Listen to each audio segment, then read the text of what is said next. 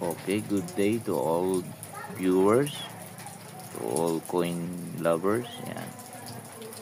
Today we have one pesetas coin from Spain. The front is Juan Carlos I, King of Spain, 1983. And at the back is Yes Pesetas, the Spanish word 10 centavos or 10 cents, yeah, like that. So yan po ay normal coin, as you can see, but if you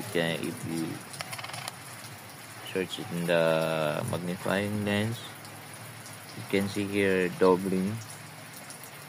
Juan Carlos the First, Rey de España. So lahat po yan ay doubling, including the year. But at the back, meron din kahit pa paano.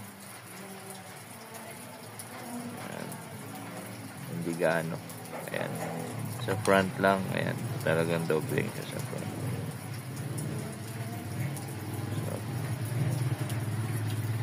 yan po ay very collectible coin. Yan. Nagkakahalaga po yan ng 200 to 500 pesos. Yan. Thank you for watching.